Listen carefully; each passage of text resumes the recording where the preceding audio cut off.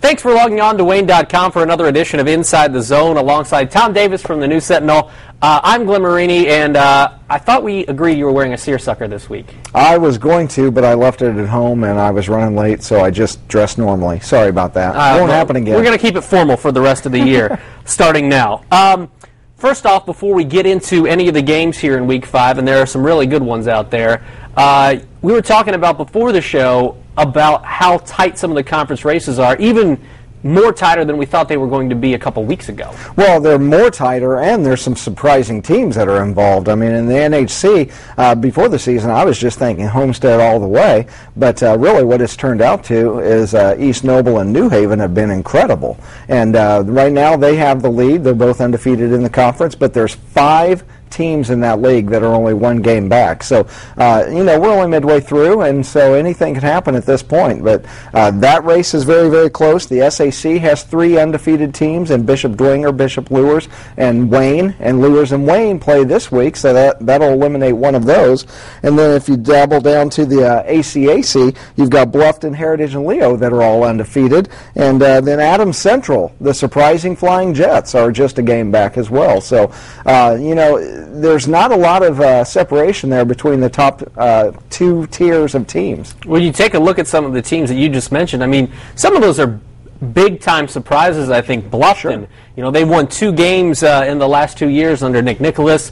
Casey Kolkman's a good coach, but to come down and be as successful as they have this year, that has to be something that nobody really expected. Well, it's shocking that just implementing a new coach and a new coaching staff can really mean that much to a program. But Casey Kolkman obviously is not just a good coach. He's obviously a great coach. And, in fact, Reggie Hayes and Chad Ryan of the News Sentinel will be going down there this week to do a story on how he's turned that program around. And really, he's just got those kids confident and believing, and the results are on the field. It's just nothing short of shocking. And I think we've seen in the last couple weeks that Columbia City, we mentioned it a couple weeks ago, Columbia City is for real. I mean, it took Homestead essentially a last-second field goal to beat them this past week. Yeah, they've had too many games that they've won, too many close games that they've narrowly lost to be anything like a fraud. They're the real deal, and Logan Rare is healthy this year. He's getting better every week, and they've got other players that have stepped up. They've got a decent running game. They've got a handful of receivers. It seems like a different kid every week leads them in receiving,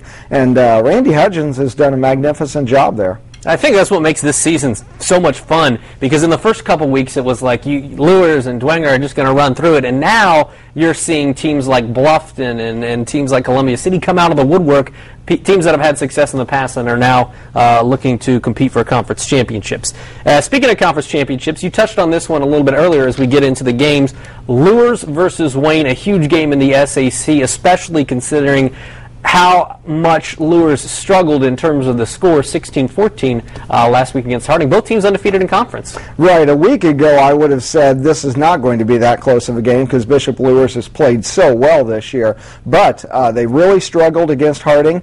Kenny Mullen wasn't available for the entire game, and they had to ride the arm of James Kanapke and then a number of their other receivers, and D'Angelo Fincher ran the ball very well. But they needed a last-minute field goal just to get past Harding. Now, Harding's only won 1 game this year. They're not as bad as that record indicates. They played a lot of close games, and they're a young team that's growing. So just because Bishop Luers struggled against Harding, don't take that as it was really a bad outing on Bishop Luers' part. It's a little bit that Harding's a lot better than their record indicates. But Bishop Luers has a tough test this week.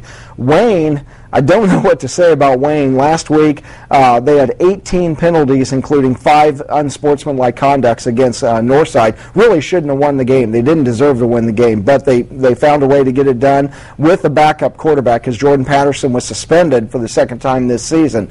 But Kyle Beauchamp said he'd be back at practice today, actually. So he is expected to play this week. And you throw in an effective Jordan Patterson, Bishop Luers will have their hands full, and it's at Wayne. What makes Wayne so tough this season? 3-1 in the season, lost to a good team from Illinois in Week 2 on a Saturday. What has made them kind of turn the corner? Is it the addition of the Elmhurst kids? Because you would think that would be a tough transition, and then with Coach coming in late like he did, I mean, you would think this would be hard to get off to a start like this at Wayne. Well, it's not so much the Elmhurst kids. Now, obviously, Kyle Beauchamp and a new staff has taken over, and they're doing a very nice job there. I wouldn't hold Elmhurst's lack of success over the last few years totally against Kyle Beauchamp. I mean, Bill Parcells would have struggled to get a ton of wins there.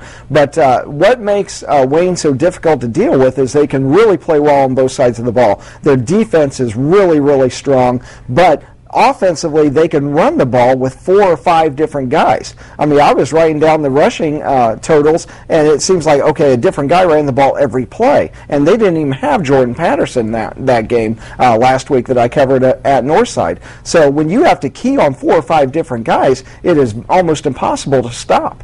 Who do you like in this one, and what is the biggest key you think in this matchup? Well, I really like Bishop Luers, just the experience, and the key is Wayne has to shore up their disciplinary problems on the field and off the field. They can't have kids getting suspended, and they can't have 5 unsportsmanlike conduct penalties. There were 2 third downs that Northside had that Wayne stopped Northside, but because of a penalty, gave them the first down. You can't do that against Bishop Luers. They'll kill you. So Wayne has to be disciplined on and off the field, and then Luers needs to get Kenny Mullen back and get their full arsenal of weapons going, and they should be okay. I'm picking Luers in this, not in a blowout by any means like the Snyder game earlier this year, but I think by a comfortable margin, maybe 10. All right, and moving on to another game of the SAC, Harding, who, as we touched on earlier, might be a little better than perhaps their record shows, traveling and playing a very good Dwenger team. Obviously, we know how good Dwenger has been, but really, if you look at it on paper, this is going to be their toughest game so far this year. They've got wins against South, Concordia, Northside, who will finish in the middle of the SAC, and Northrop. 3 of those 4 teams are going to be in the bottom half of the conference when the season ends. So if you're Sherwood Haydock, what are you doing in practice this week to be competitive with a team like Bishop Dwenger? Because obviously he's been doing something right as they continue to improve. Well, part of me wants to say that they need to run the ball to keep that Bishop Dwenger offense off the field, because it is so difficult to stop them offensively. They not only have Ramond Wright, which everybody knows, but they also have Jalen West running the ball. They also have a Pat Ryan at quarterback who is just getting better every single week. He was 4-6 last week, very, very efficient. They have a whole host of receivers that can catch the ball. So you want to keep the Dwenger offense off the field, which traditionally means you want to run the ball. But last week, Harding was only 1 of 9 in passing. Zach Bo Haydock really struggled in passing the ball. And so he's got to learn how to pass the ball better. If they do not pass the ball well, then Bishop Dwenger will just crowd the line of scrimmage, and Harding won't be able to run the ball. And it will be 3 and out every time, giving the ball right back to Dwenger, and they'll march down the field and score. Because Bishop Dwenger is going to score against Harding. They're going to score a lot. And so really time management is what Harding has to hope for. And unlike tradition, they really need the passing game to do that.